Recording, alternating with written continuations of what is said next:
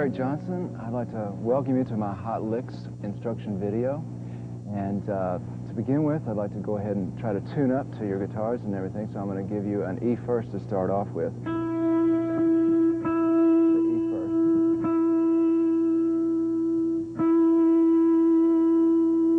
B second.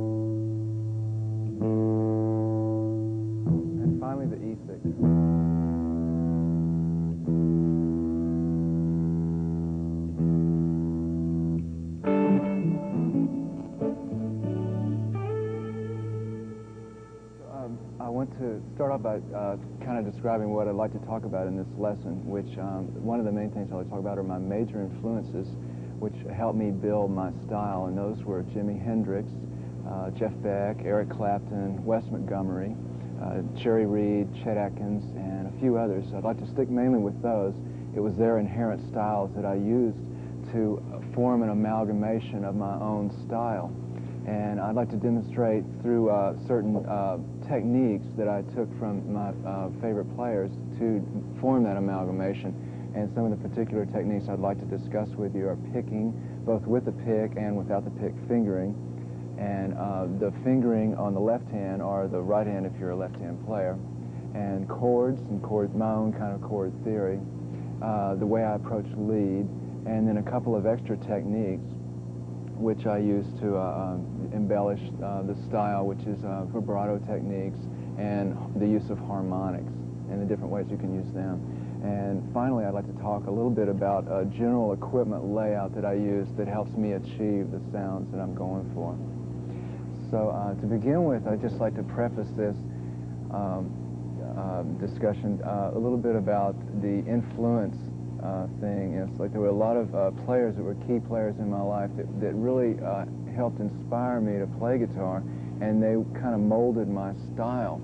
And so the way I went about it, and I suggest this, is to pick out guitar parts off of records of your favorite players. You can slow the recordings down and try to maybe get it note for note. And I used to do this a lot with like Venture records when I first started playing, and also with the Cream records. I would sit around, you know, just like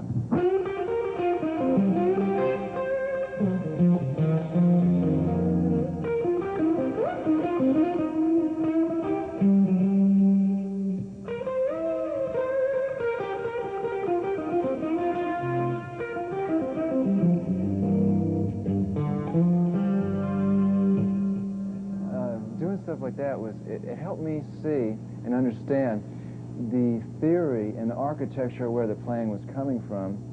And it was good for me to do this because it was a catalyst to form my own thing. And I think that it's fine to mimic somebody else as a starting point in your playing, because understanding someone else's style can help you design where you want to go with your own style through, you know, this bit from this player, this bit from another, and you can form your own amalgamation, your own style from this.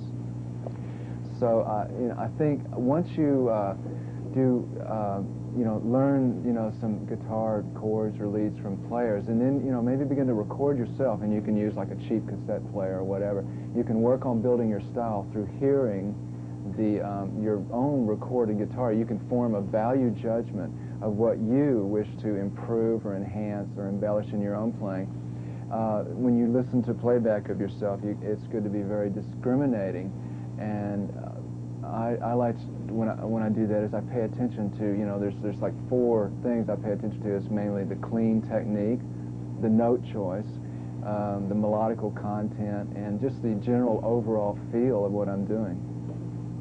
So I'd like to get in to start talking about technique. I'd like to start with right-hand technique if you're a right-hand player, or the other way around if you're a left-hand player. There's 2 categories to me. There's picking and then fingering. So first I'd like to talk about pick technique. I use a small pick. It's about half the size of a normal pickup. It's a pickup. No, the pickups are okay, but it's it's like twice as thick as a regular pick. So it has a very positive connection with the string. And I like to have smooth edges on it, so when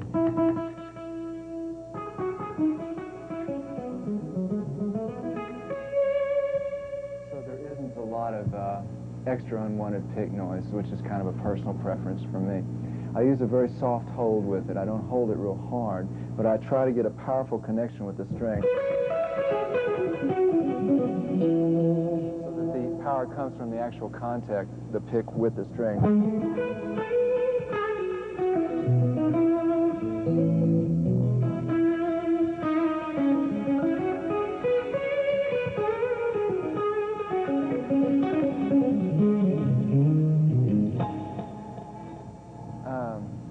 One technique that's very essential to me playing with a pick is what I call the bounce technique. It's where actually it improves the tone, I think. It's achieved by the correct up and down strokes. Rather than playing side by side, it's a question of you're actually going from the pick guard up, so you're brushing the string.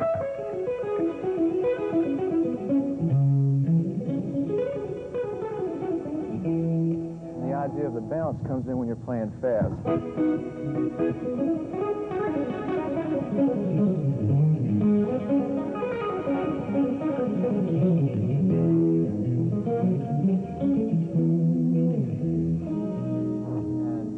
And the idea is just to keep that, you got to keep the wrist loose to get that. It's a little harder to work on. I usually use that to warm up with, really to, to keep that very agile.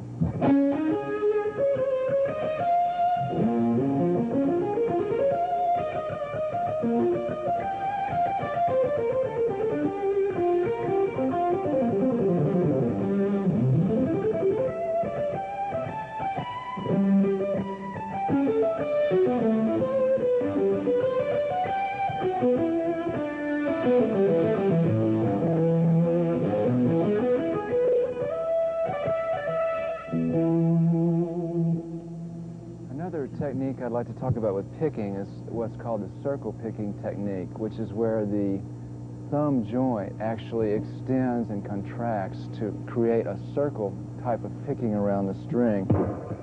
And the point of that is for playing a lot of faster stuff where you don't want to move the hand a lot like that. Especially if you could see close, if I played it slow for you.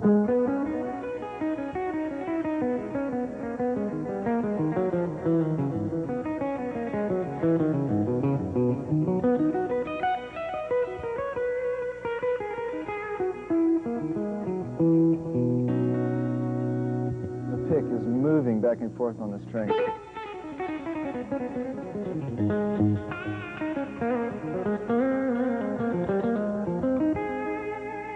And that's also a very useful type of picking thing to do. You can also adjust the tonality of how you want it to sound via the place where you pick. If you pick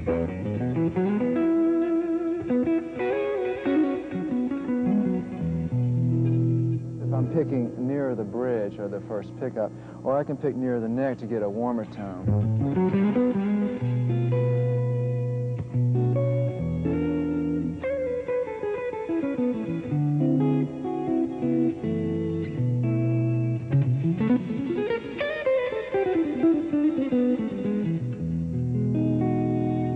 And it can be done on either pickup.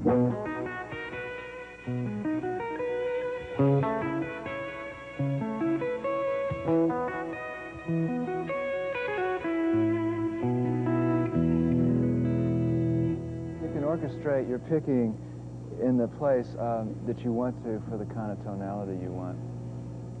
One thing that's of note is you can either pick the notes or, of course, do pull-offs. You can either have it where you pick every note,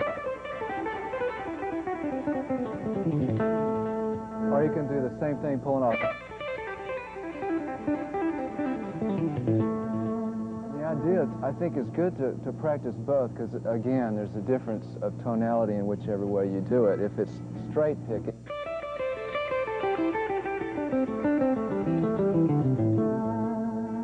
or if it's pull-offs.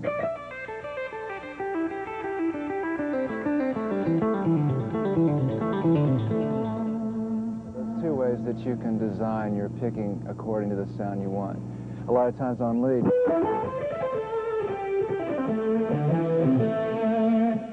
pull-off will give a little smoother kind of tone.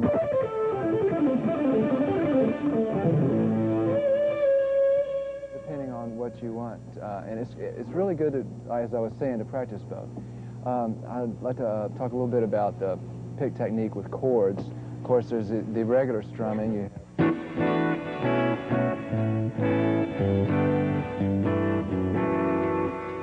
strum backwards.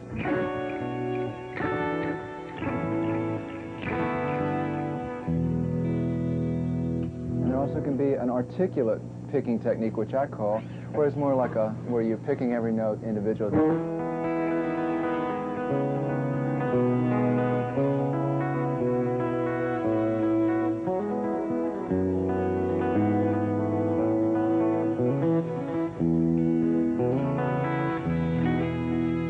That's nice for articulation of parts, like on kind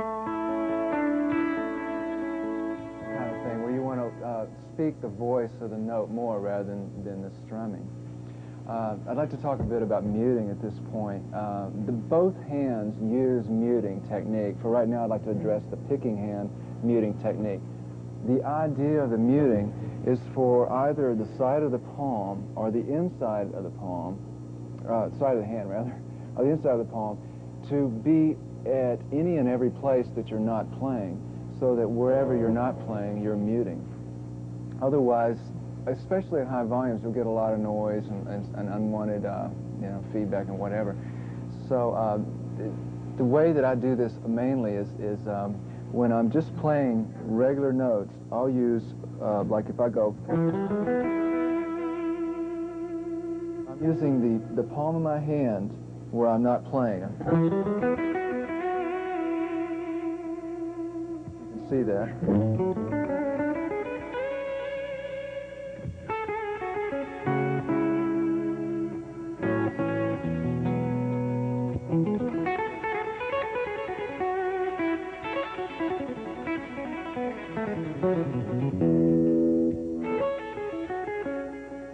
It's a little slower, maybe you can watch. The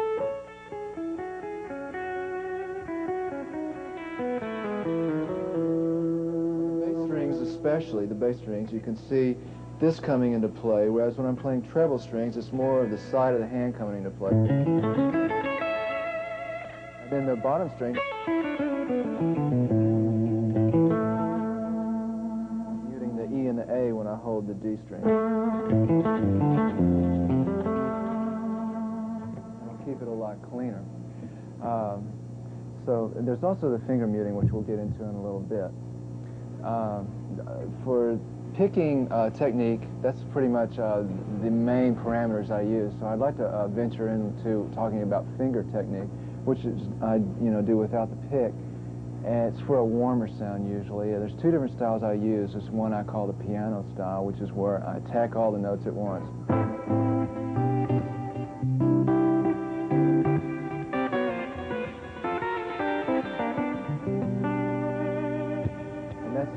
It's more like where you're just hitting all the notes. There's a little bit of punch. And then the other style I use is the articulate style, where the notes, as I was saying earlier, with the pick, but just without the pick.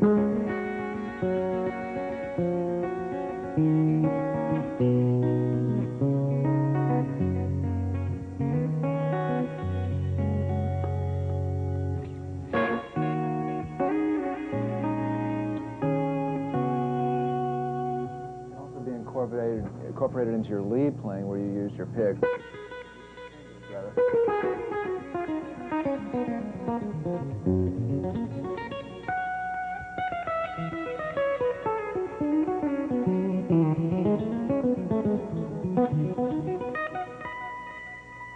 It's a different sound to use that.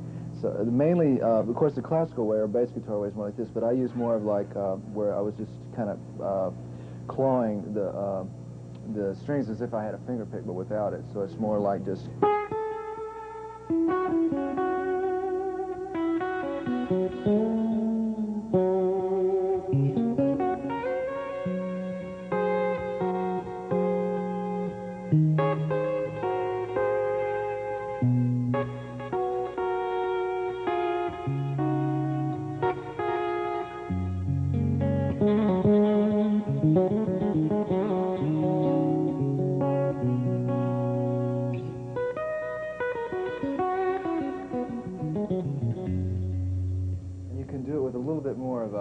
a punch to it, like kind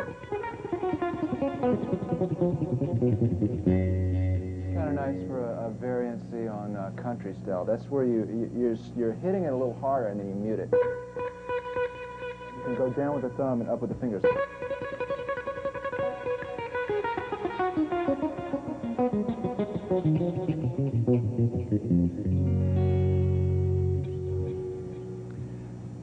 So we'd like to talk about one other fingering technique with the right hand, not using a pick, non-pick technique, if you will. This is kind of the Wes Montgomery thing where you use the thumb, which is probably the warmest sound of all. You're actually taking the thumb and you're brushing it down on the strings. And it sounds best with the neck pickup. And you just kind of try to get the flesh of the thumb. It's not so much of a nail thing, so it's more like...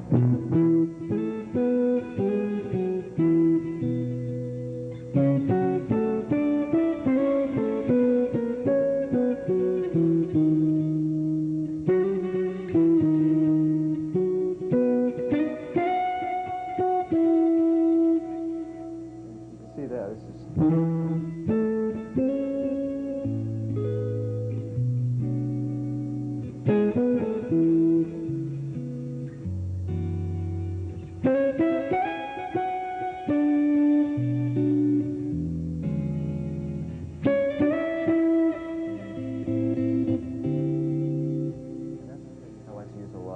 that in a song called East West that's coming out on our new record. You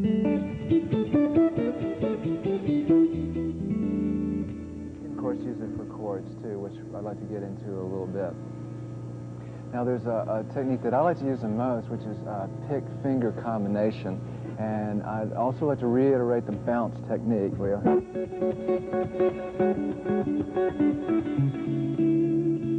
Really get that sound, because that's part of it. And so using the pick and the fingers, you can get more of a kind of thing like...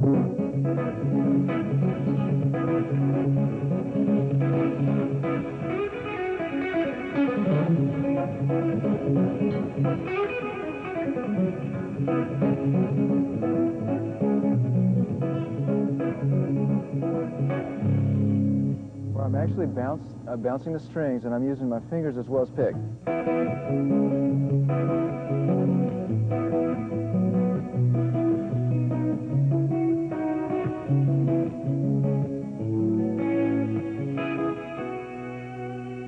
Most of the kind of technique I use with my right hand, and sometimes I'll even use that in lead.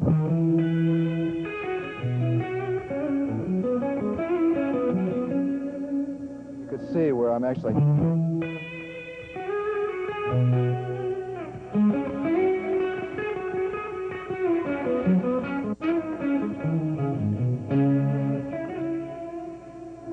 really affords me the flexibility to just keep the pick, and sometimes if I want all fingers, I can just do this with the pick, with the first finger.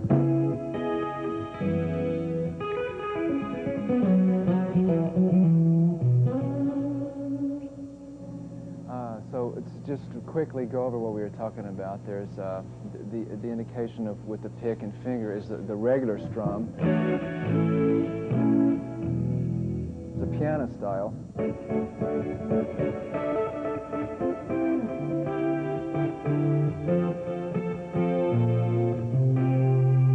there's the articulate style that I...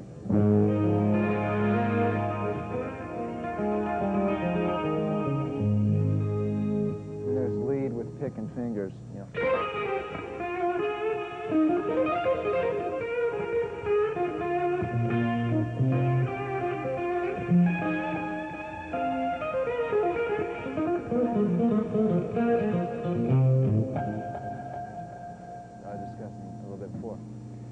I'd like to now go into fingering, and it's my personal discovery for myself that your hands as well as your shoulders should be very relaxed, because this helps you get your tone. And one thing that I know I do, which I try to become aware not to do, which I think is very important, is to breathe normally, because there's a tendency when you're going for certain licks to hold your breath, which actually it can play havoc with your tempo as well as just the flow of your playing. And there's a thing that I like to do called precise finger placement on the string. And to me that's very important. It's a little bit of a ambiguous rap to talk about it. It's basically you, through a process of trial and error, you learn to feel where the connection with the string is right. Because a lot of your tone actually will come out of the way your fingering hand will hit the fret. It's like if I just, try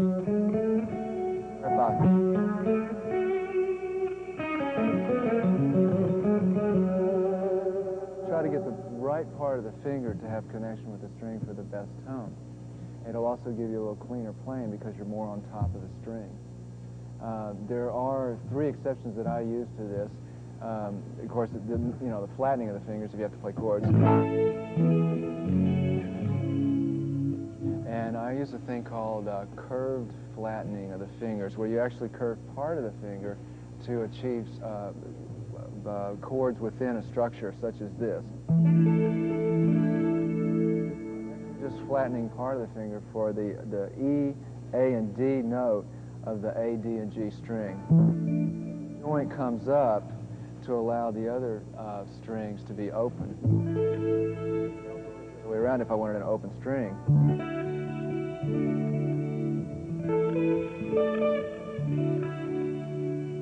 So that's a nice thing to kind of work on. You can do it with the different hands too, or the fingers rather.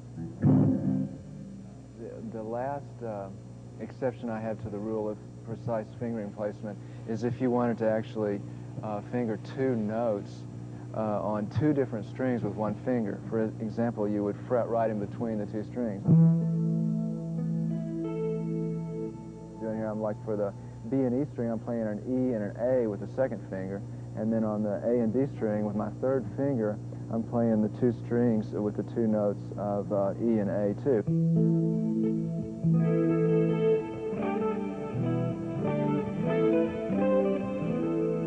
It comes in very handy on certain chords. For instance, if I was to play this chord, major 7 chord, but I wanted a bottom on it, I might bring my thumb around, and actually my thumb would play 2 notes. Get away with a few more voicings in the chords. But sometimes, for instance, on Soulful Terrain, where I went,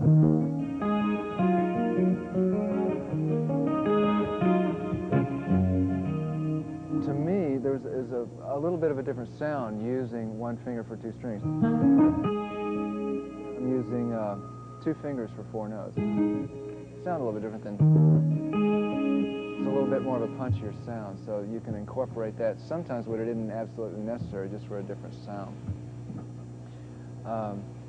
Also, I'd like to talk a little bit about the thumb behind the neck, which I think is pretty important to do because it facilitates your chord reach. And if you get in a habit of doing that with chord reaches, you'll find yourself available to move into other chord spacings that maybe you wouldn't think of, such as.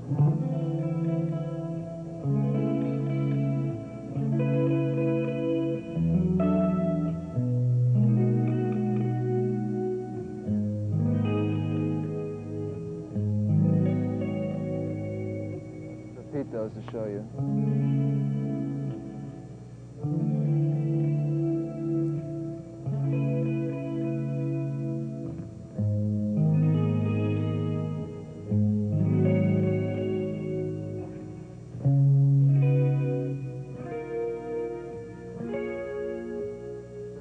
Well, there's my thumb sticking out. Of course, there's some exceptions to that, especially when you don't know what you're doing. But anyhow, also keeping your thumb behind the neck will help you achieve a more precise fingering to do lead passages as well. Like.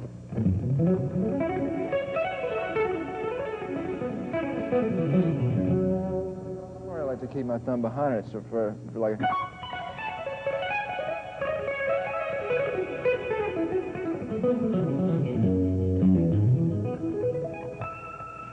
It affords me the chance to spread my fingers out a little bit more. And then again, there are 2 exceptions I use for doing that. As mentioned earlier, like that D major 7 chord, if I need that for the thumb over to get those notes, then I like to do that. Or if I wanted to put like that chord I was showing you where I use a finger for 2 notes, if I wanted to get a bottom on there, I can bring my thumb over for that. Or if a lot of different chords, if I want to really stretch it. Doing like what would that be? like a flat 5 B flat chord with a major 7, but I wanted to put a bottom on it. Or if, oh, there's a real pretty West chord. Put a 5 in there, I'd have to use my thumb. So sometimes there's always exceptions to the rule, but the point is that it is a good guideline to just help facilitate your playing, unless there's an exception to the situation. Also, the Hendrix type rhythm, he used his thumb a lot, and it got a kind of a different tone.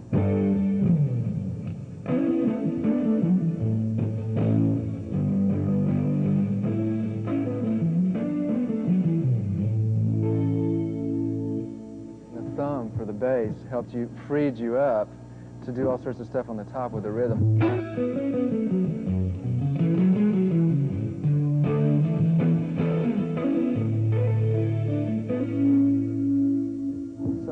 It's nice in that respect too. Of course, you can also go if you want to do that and get the. But that's really not a very good technique. But it looks cool, and that's what counts.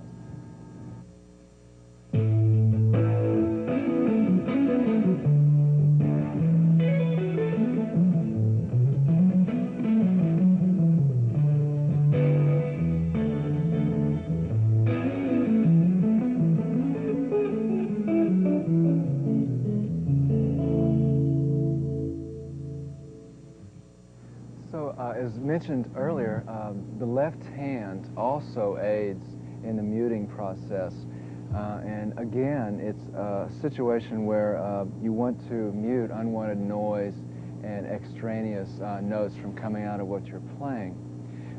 So when you first hit a string, we were talking earlier about the muting of the side of the right palm and the side of the right hand and the palm. But when you first hit a string, such as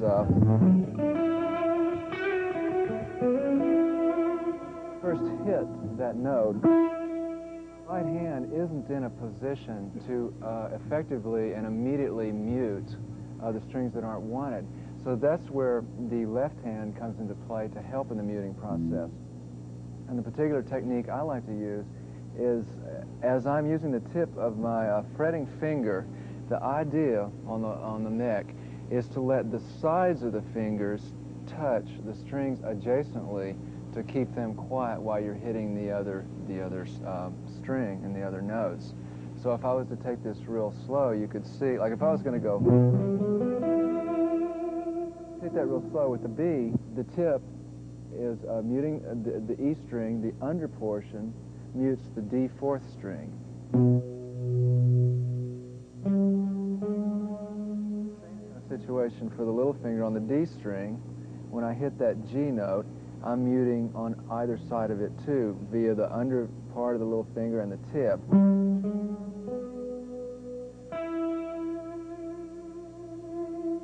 If I was to stop the note there and give a vibrato, that would give me time to do the rest of the muting with the right hand. So it would be starting with the left and ending with the right, muting, that is. To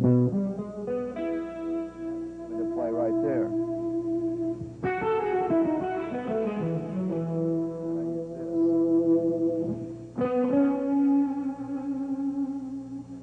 Further add, just regressing a bit to the right hand, also another technique of muting with the right hand is another finger muting as you do with the left hand, where if you're stretching strings, if you're on the G30, you're stretching up. I use my fingers to quieten the B and E string. I'll use this part of the hand to quieten the other ones. If I was to stretch on the B string, I would use one of the fingers to just get the E first only. Right here is where you can see that I'm muting that. It's kind of a two-part process, finger and palm on the right. And as long as I'm doing the licks, I'm muting with the sides of the fingers. If you're playing faster runs and you want it legato sustained,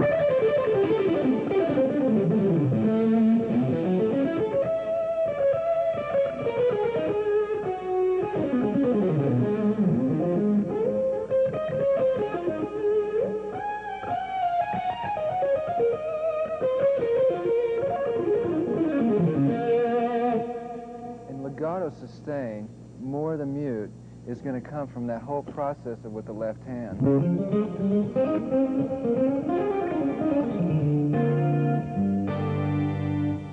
And the tips to mute where you don't want to be.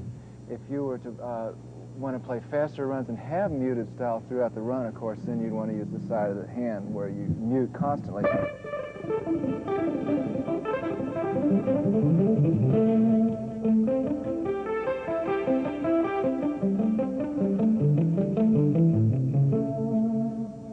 Right hand is muting constantly there. So the legato technique is a little bit more difficult because everywhere you do finger, trying to get the right tone with the finger, you also have to be cognizant of the adjacent strings to hit in an appropriate space to where you're deadening them. So that pretty much covers the gamut of the muting process. It takes a little bit of practice, and once you do learn it, it's something you have to kind of keep up so you can feel the right kind of space to keep that muting together. As far as fingering of scales and runs, I don't really use any certain method. It's pretty much trial and error as to what I want to do, what kind of run I want to do. Of course, if I need to do a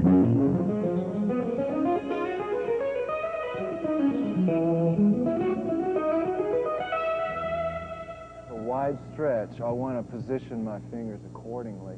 Otherwise, you can just get away without using the little finger, but it's good to always incorporate the little finger into runs. One of the main things that dictates the kind of fingering I'll use is actually the kind of sound I want to do. For instance, a big string will have a certain sound. The smaller strings will have a different sound. Play the same note on different strings.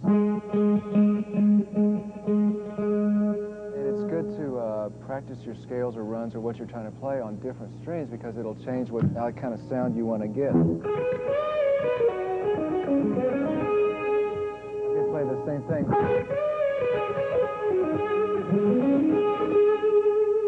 I could yet even thicken it up more.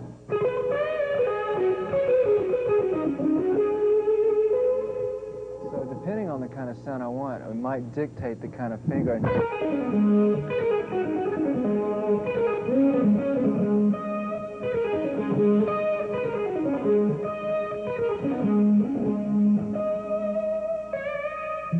that'll change the way you want to do your fingering. That's kind of what I use as far as fingering. And again, it's kind of just a practice thing of, well, that works better there, and I need to, if I have a wide scale, I need to keep my thumb behind the neck, then, well, I need to, get the little finger out there to get the scales I want to get. So the small strings give you a tighter, punchier sound, and the bigger strings will give you, the thicker, throatier kind of tone. And as I say, you can play all the different, notes on different strings. So going forward now, I'd like to talk a bit about chords and the way I look at them. I'd like to preface that with the fact that the guitar is a bit hard to tune up. So to talk briefly about tuning, I think I use what is called a three-point tuning process, where I'll actually use 3 ways to tune the guitar, and this is to enable a better tuning of the intonation of the chords as well as the lead. And those ways are the conventional.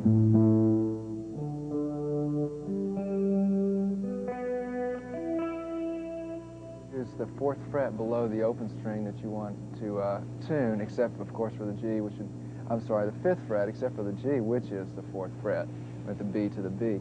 And then also it's harmonic to harmonic, the same note though.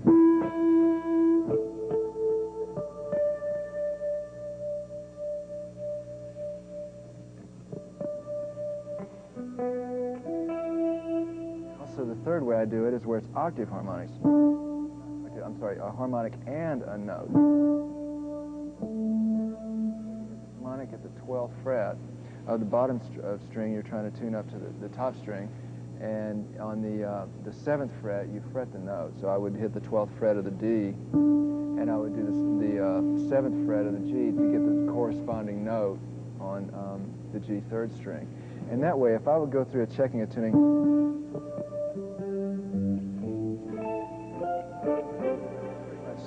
temper the whole guitar. So that is just to preface talking about chords, so that when we do go chords, we can get them in tune more.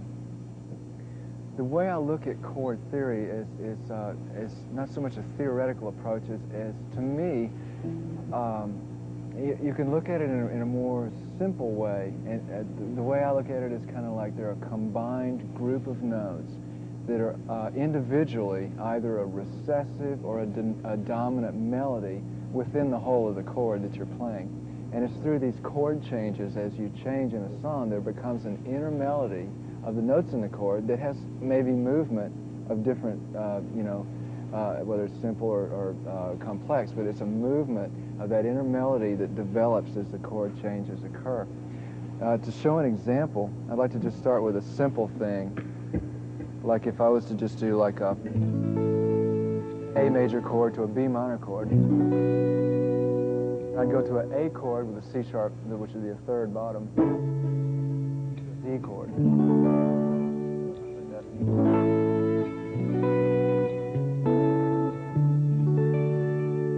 If I wanted to elaborate on that, maybe I want to put a second in on the A, so I bring it up here. A second on the B minor. I might want to drop the root on the octave of the A chord to a 7, and then maybe a major 7 here, 6 in it.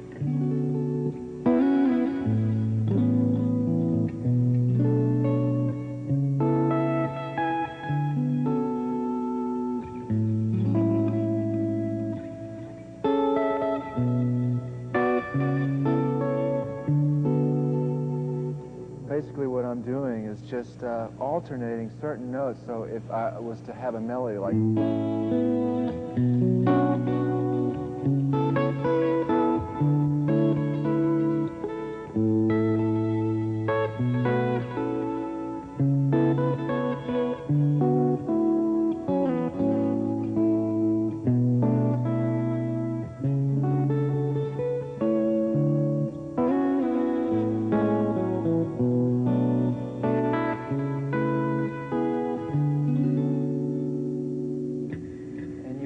tell a story with each passing melody that you might put in a chord. I could take just a simple a chord like a D major 7. I might change it to, put a 6 in it. And I can change the whole effect of it. Now I might want to put a third on the top instead. Now I could take that same chord, say that I got to that point. You know, it's just it's a process of these simple little steps that you can see the changes in the elaboration of the chord instead of seeing it as all one big thing that's kind of hard to reach to. So again, I like to say I start with a D major chord, change it into a major 7. Maybe I want to drop the third to a second. Maybe I want to put a 6 in. Maybe I want to put a fourth on the top. Maybe I want to add another string, but I've run out of notes. So I'll just transpose that to the next place. Guitar, which will be like this. At that point, I can put a top of a 6th. I could put a major 7. I could even put a 9. So it's through that simple changing that you can tell a story with the chord changes. And the application and the desired effect, it kind of depends on the kind of, if you want a kind of an open kind of chord sound, which is more for, you know, kind of a power sound like.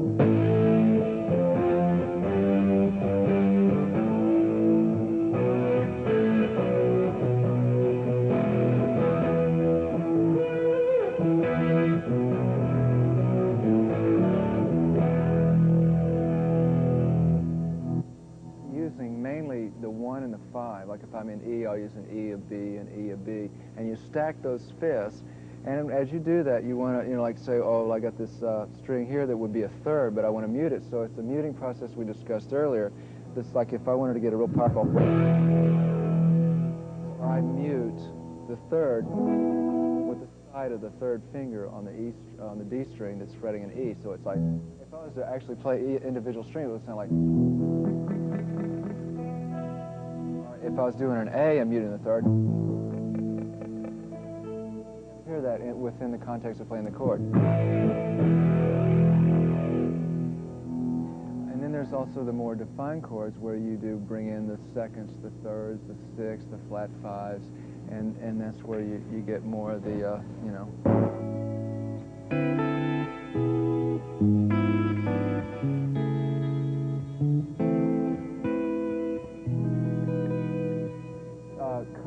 It's telling more of the story of the chord instead of leaving it more open and simple. I'd like to quickly regress and talk about the different styles of my major influences and the kind of chords they used and the chord techniques that they used. To start off with, I'd like to talk a bit about Jimi Hendrix and his rhythm effect, which he's one of my favorite rhythm players. He used a lot of the neck pickup, and to me it seems that his roots with a lot of rhythm stuff is definitely the blues, but it was also kind of a Motown feel where he'd take a lot of force and fifths and slide around and do chords with 2 or 3 notes instead of just playing the whole note. For instance, he might go like...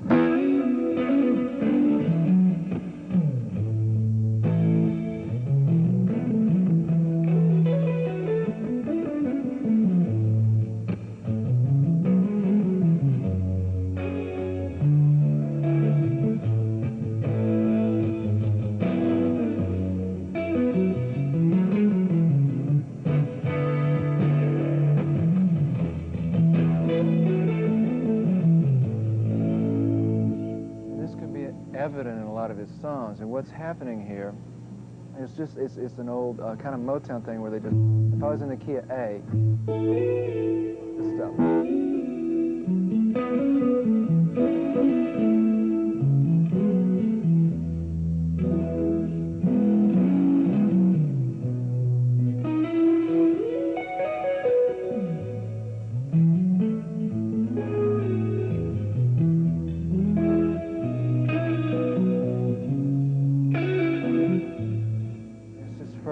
Articulation and elaboration on the actual chords. In other words, if I have an A major chord, I'm going to put a little feel in it by starting at the second and then go to that third. Go. Going up. And that's the way he approached it. And of course, he would do it with more of a thing like Axis, where it got a little bit more depicted.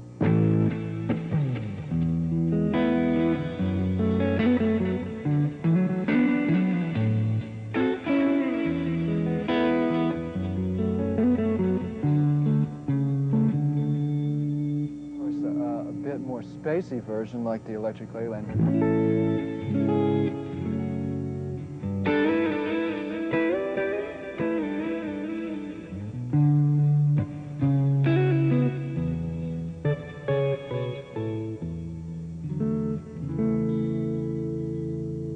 So it's a process of playing chords sometimes with kind of an inner lead thing happening, 2 or 3 notes. Also like to talk a little bit about Wes Montgomery's chord technique, which is more with the thumb and just playing more of a kind of a just, you know, the more defined chords with the thumb.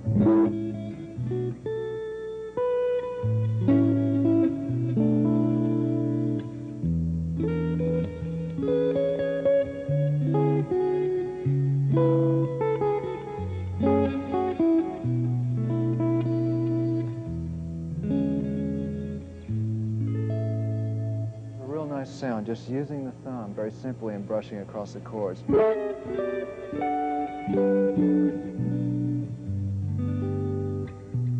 can intermingle them too.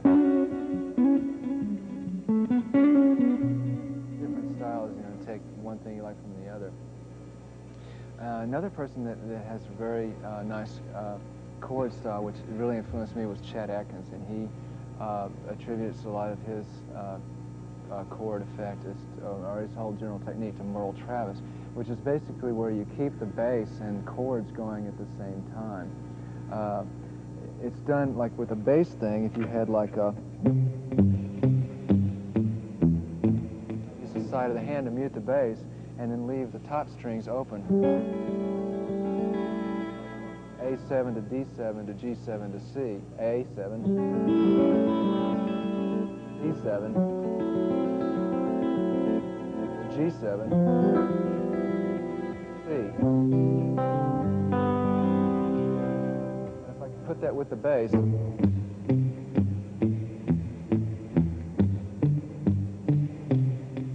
of the hand, I'd come up with something like this.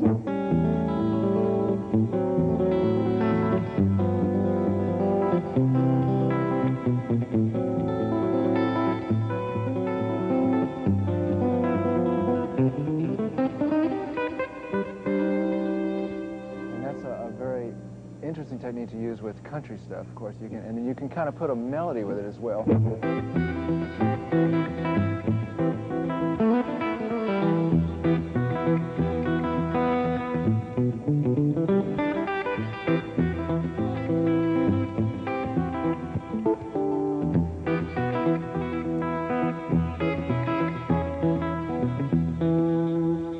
more of that kind of effect. So it's a process of keeping a bass going, basically. 1, 5, 1, 5, and then putting the top in that you want to do. And it's good to just practice them individually and then put them together and do it very slow and build it up, and you can work into that the bass chord kind of thing happening. And I'd like to talk a little bit about Jerry Reed's style. To me, there's a bit of an interesting similarity between Jerry Reed's rhythm and Hendrix's, and not in style in as much as technique. Again, with the Hendrix, you couple of notes to define a rhythm. Jerry Reed also did that too, like with, say for instance, with Red Hot Pickerway.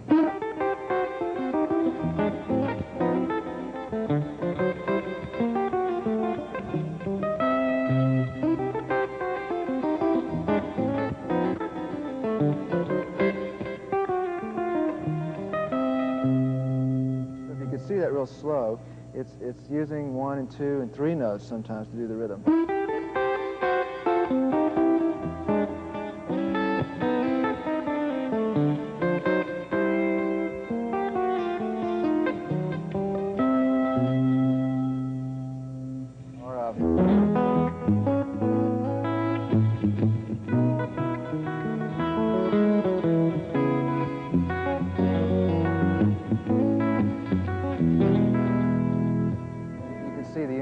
And it's also the bounce with the piano technique of hitting a lot of stuff at the same time.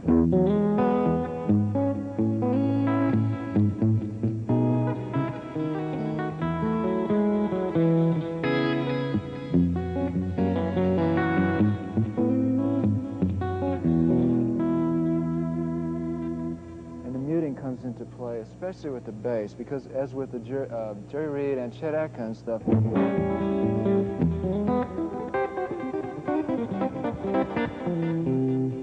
idea is you're kind of disassociating the bass with the rhythm stuff by muting the bass and keeping the top stuff a little bit more ringy.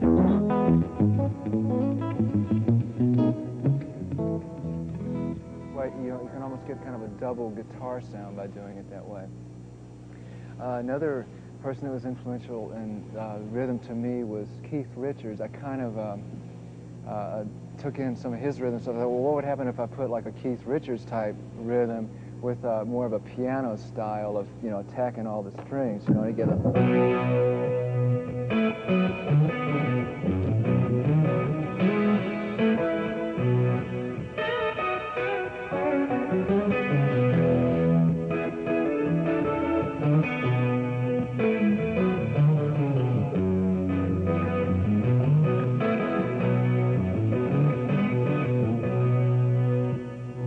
Basically taking a lot of open chords and just adding some lead stuff within the framework of the chords. In other words, like if I was to hit a B power chord, and I use this, what I call a piano attack, and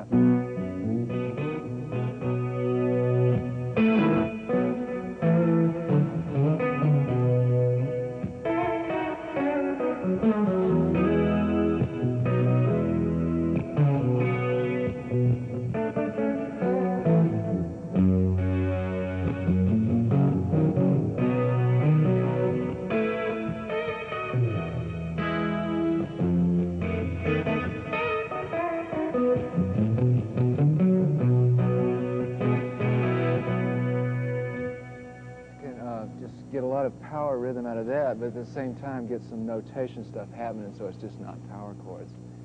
The next topic that I'd like to discuss with you now is my approach to lead guitar. And basically the way I look at it is lead guitar to me is the correlation between the obvious or implied chord changes that would or would not be played. And for most high volume rock stuff, I do, generally all predominantly pentatonic scales, which is, the 5-note stuff.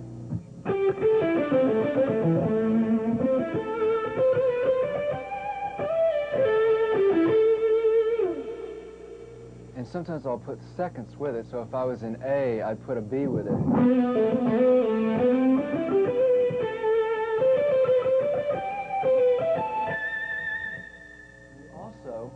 Can put a 6 with it, which would be an F sharp.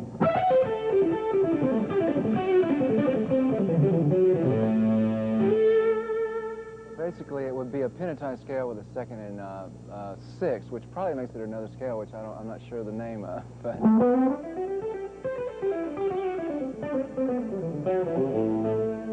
the basic scale I use for most lead playing.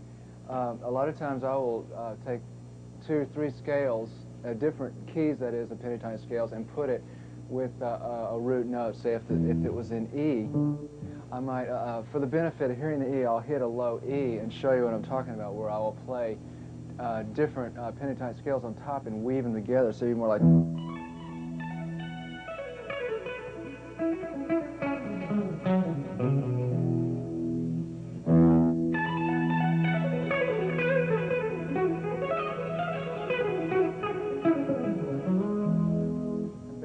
What I'm doing is just playing some F sharp pentatonic scales into C sharp pentatonic. So slowly it'd be like.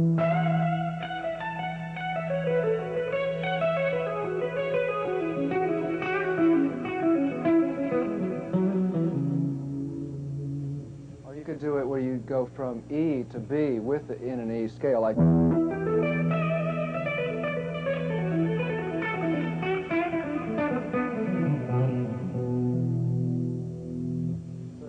Taking 2, 3, 4 scales together and putting them with one chord, and it can get as elaborate as you want.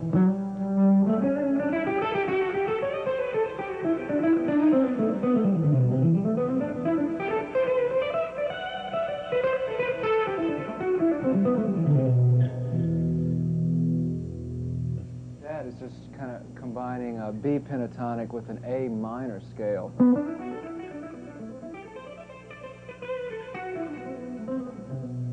Kind of a combination of a lot of things that you'll form a puzzle of kind of a weave of different styles. That's the way I look at it. There's probably a more advantageous way to look at it if you actually know the scales and what you're playing. But also a lot of times with lead, I'll use like 2-note lead stuff like.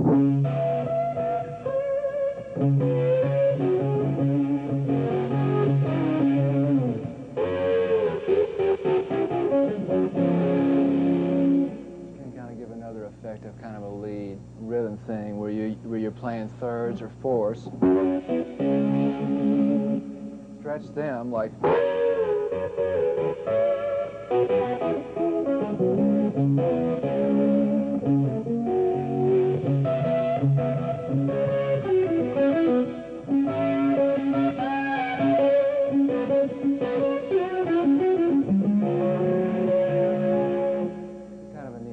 Approach to adding to just a single note lead stuff. I'd like to emphasize that the dynamics, namely accents, are what really can set your playing off from just a normal lead passage. So if I was to just do like, with more accents, put a little bit more feel in it. Also, you get the more inflection and feel and nuances you put to it, the more interesting you make it. Like if I was to go, first off I gotta go, I could put those accents in with it. Take it one step farther and put a little nuance and a little feel to it, like.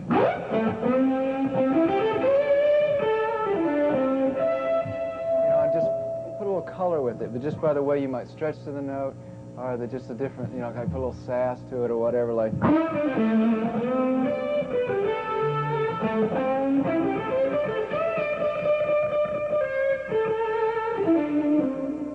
will add a little effect to it.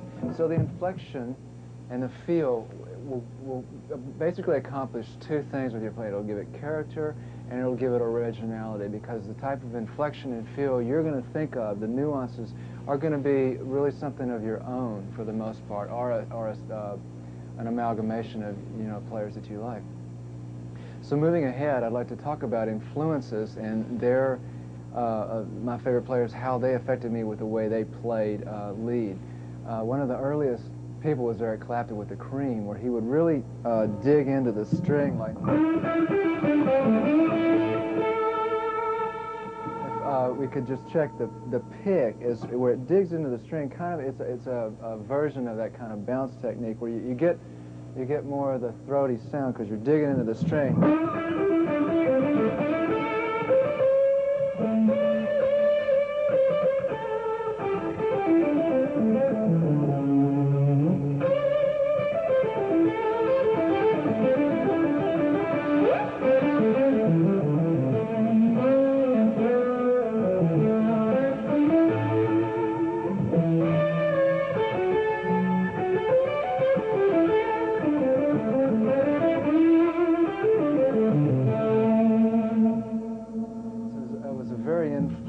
Style on me, the Clapton effect.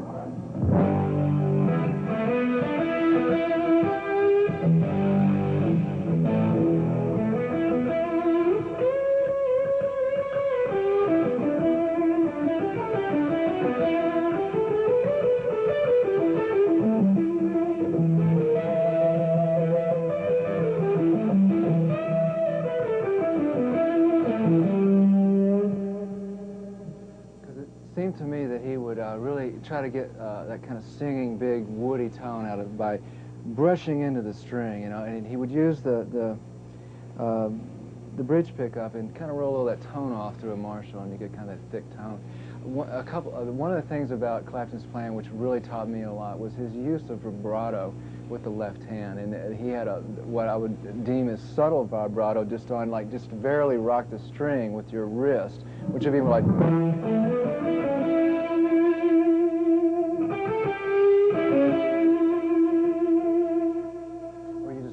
Give a little bit of vibrato on whichever string you're on.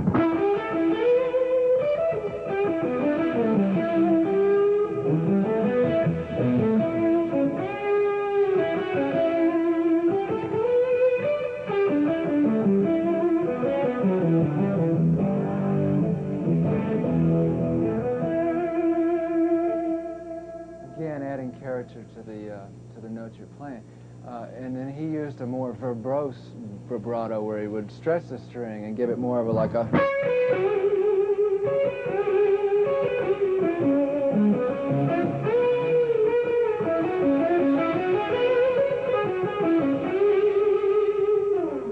And that kind of technique could be evident on his song Spoonful, where he would like.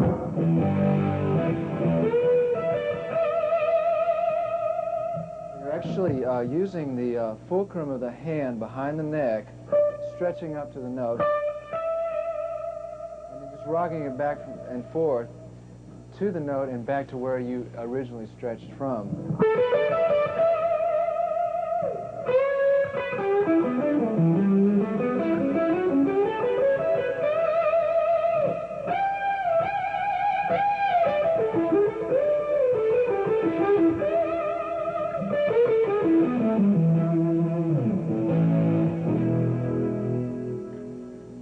To move forward and talk about another favorite player of mine, who is Jeff Beck, and the thing that was so wonderful, that's so wonderful about Beck is his use of semitones, and he actually plays purposely kind of a bit out of tune in a very definitive way. I mean, he does it purposely where he just kind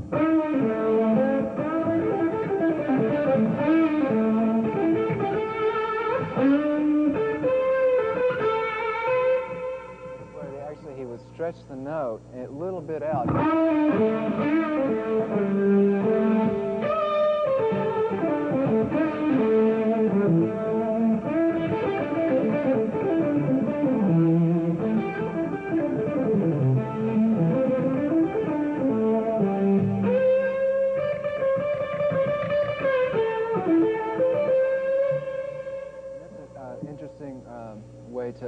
full attention to what you're playing as well as the originality of Beck starting that.